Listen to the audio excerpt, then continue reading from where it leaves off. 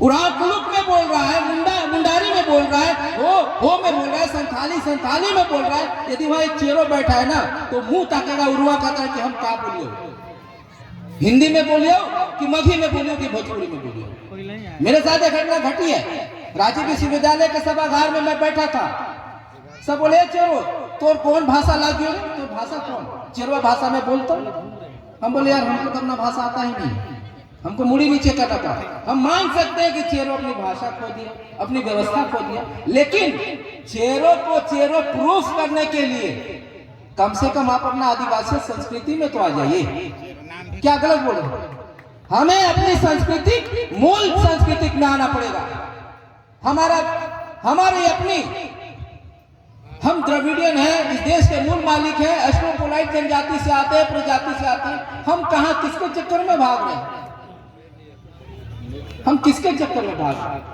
हम अपना बैगा वाहन पुजार को व्यवस्था ना देके हम किसी और को व्यवस्था देते हैं। तो देखिए मेरा कहने का मतलब यही है, यदि चेरो के बारे में विधायक जी भी सदन में रखें तो क्या रखेंगे कि हम अव्यवस्थित हैं। अभी हल्दर प्रेस का एक किताब छपा था, उसमें लिखा है कि चेरो चौहान है। चेरो जो है जंगल में रहने वाला प्रजाति नहीं है, जंगल में रहना पसंद नहीं करता है। चेरो जो है क्या बोलते हैं, दहेज लेने वाला प्रजाति है। अब सोचिए टीआरआई का एक रिपोर्ट आएगा तो आप क्या कहिएगा कि हम चौहान हैं, हम दहेज लेते हैं। विधायक जी क्या करेंगे? माननीय विधायक जी क्या करेंगे? विधायक जी तो सिर्फ चेरो के लिए नहीं है। चेरो बोलते हैं कि विधायक जी चेरो के लिए कुछ कर भी नहीं करेंगे।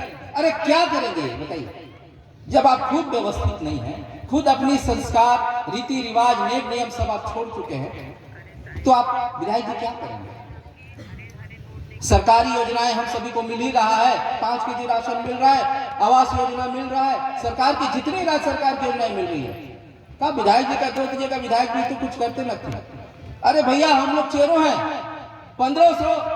400 वर्षों का शासन काल, 18 राजा शासन किए और हम लोग सिर्फ कोटा यही सब विधायक जी सीमित करते हैं।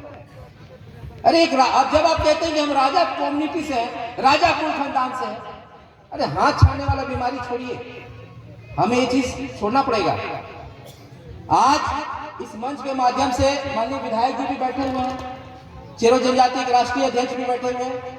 मैं आपसे कहना चाहूंगा कि बहुत सारे इतिहासकार हैं जो हमारे बारे में बहुत गलत लिखे हैं, उस पर कोड ऑफ कंडक्ट के तहत हम उस पर एलिगेट भी नहीं कर सकते हैं क्योंकि हमारा इतिहास ही अधूरा है। तो कम से कम हमें अपने इतिहास को खोजने के लिए कम से कम टीआरआई के पास 5, 6 या 10 जो भी आप लोग हैं शिष्टमंडल बनाइए, ताकि हम अपने इतिहास को खोजें, अपने गैजेटियर को खोजें, क्योंकि हम बहुत चिंतित हैं। हमारी भाषा नहीं है, संस्कृति नहीं है, व्यवस्था नहीं है, लेकिन राष्ट्रीय चेरो जनजाति संघ बनी है।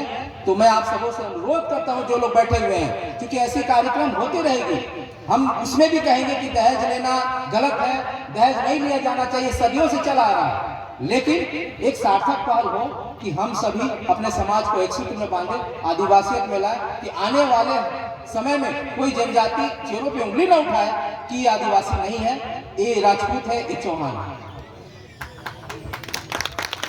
और बहुत खुशी हुई है कि चौथी बार निर्वाचित हुई है।